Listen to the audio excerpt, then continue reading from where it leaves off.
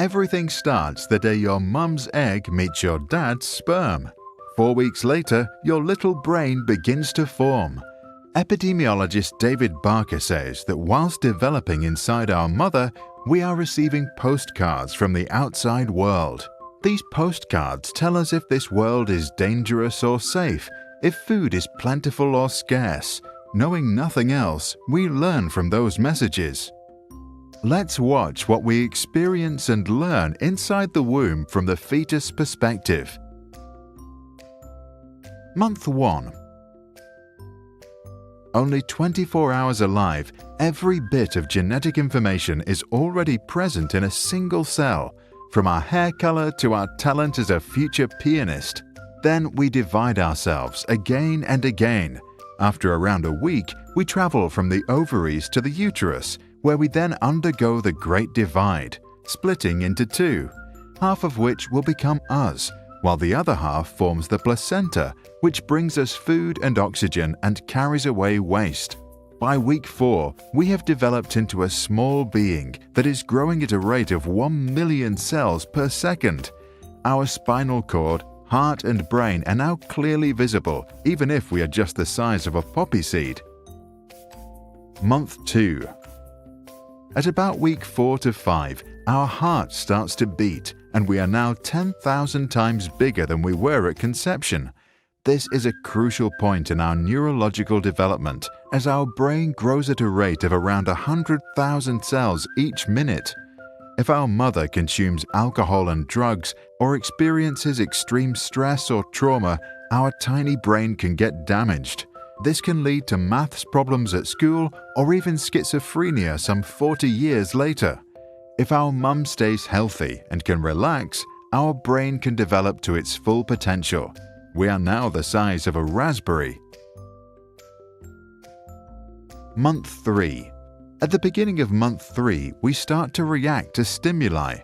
Our sense of smell is developing, and exposure to toxins can make us cringe. Our brain is continuing to grow very fast.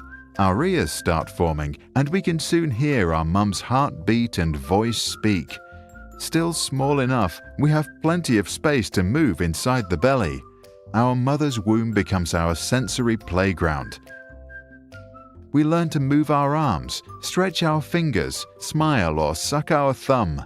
75% of us are now showing a preference to use the right hand.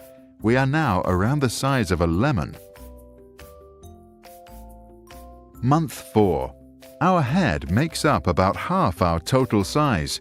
We learn to kick, pee, and how to swallow. Our taste buds are developing. If our mother eats a wide variety of things, we learn to appreciate different tastes and become less fussy eaters later in life. If we receive inadequate or poor nutrients, we adapt our physiology to sustain our development. This process is also called fetal programming. Some researchers have found that this can result in health problems such as obesity, heart conditions, and diabetes later in life. We are now around the size of a big tomato. Month 5. While earlier our mum's voice sounded muffled, now it is starting to become clear. We are also experiencing a big growth spurt, and we start the development of our teeth and our first real hair, fingernails, eyebrows, and eyelashes.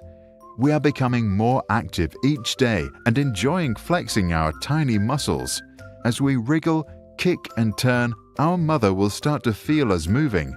If she responds, we learn that for every action there is a reaction. We are now around the size of a dragon fruit.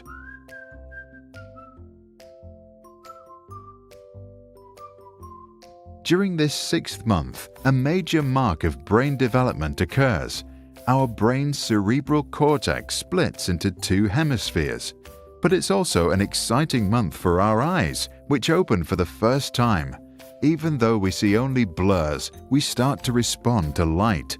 Some say it's good if our mum now takes us into the sun. We are now starting to make simple facial expressions, such as forming a grin.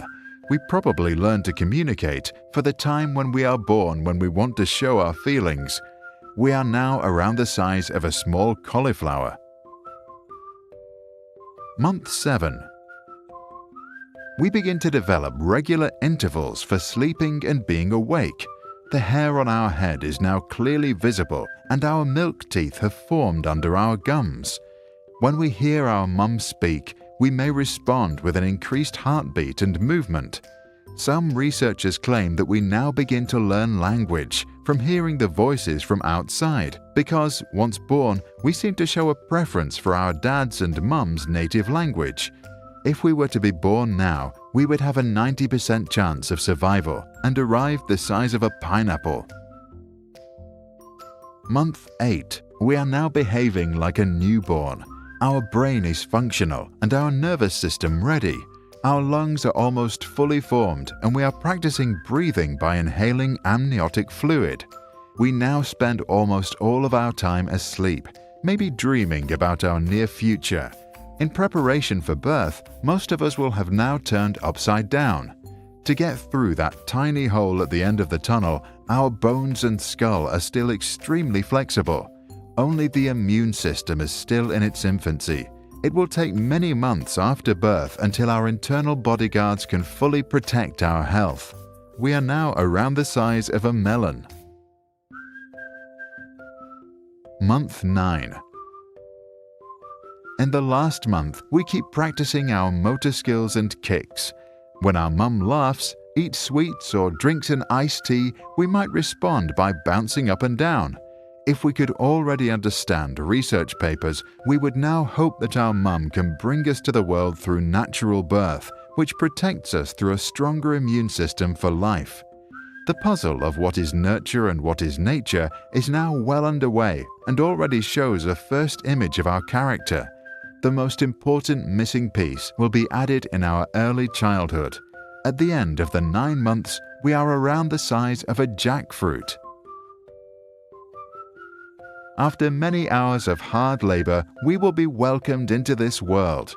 Some will then be instantly taken away for various checkup procedures and bathing.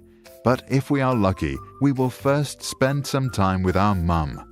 If placed on her belly, we will instinctively crawl to her breast and then show our sucking skills. This makes us happy, full, and feel safe, the foundation for all future learning.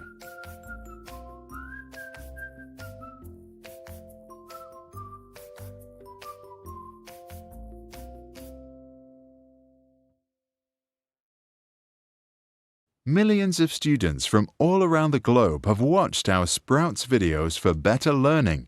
Thousands of teachers play them in their classrooms to start projects. Volunteers on YouTube have translated them to over 25 languages. Our mission is to promote learning by doing in classrooms around the world. If you are a great explainer and a passionate teacher and you want to help us develop outstanding content, contact us. To support our channel with a donation, visit patreon.com/sprouts.